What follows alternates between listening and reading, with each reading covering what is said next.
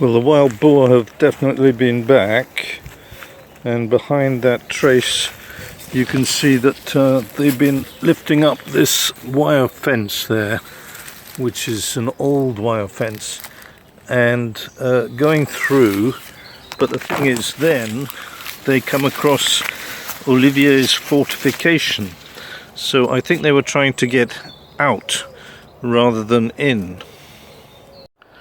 I've been all round looking for where they might be getting in as opposed to out, and I can't see any obvious place. There are some bits which are a bit too overgrown, but I can't see anywhere except perhaps at the end of our garden, so we're going to have a look at that.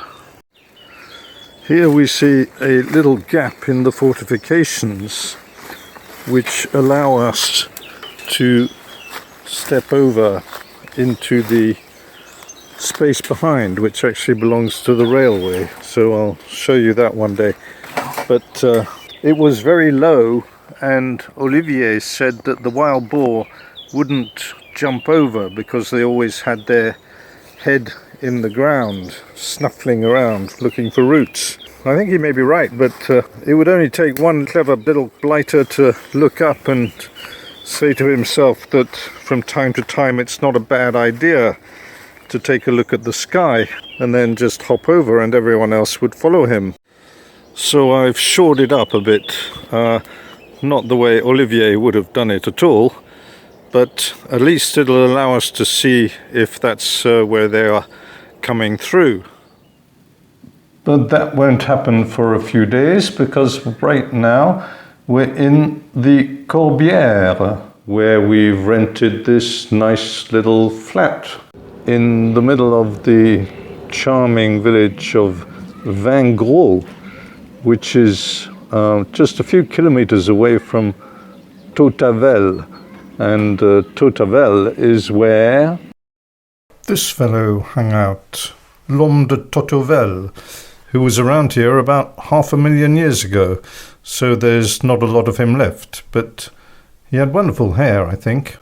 A few miles away there's this, the ruins of a Cathar castle built in 1290, I think. It's the sort of castle Brother William visits in the name of the rose, Umberto Eco, in order to solve the murder. And from there we zap forward again a few centuries to the pinnacle of human evolution. 6, 7, 8, 9, 10. And then up again like that, and the second time round it gets really tough, and I haven't been doing this enough, so I really have to do a lot more of that.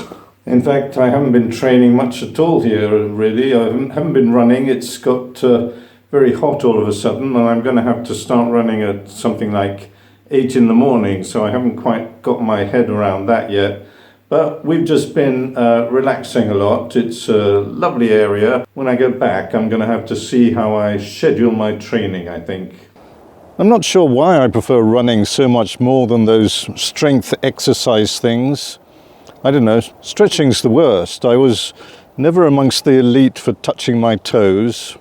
Anyway, I hadn't quite finished telling you about Olivier, so the next video will finish with that. À bientôt!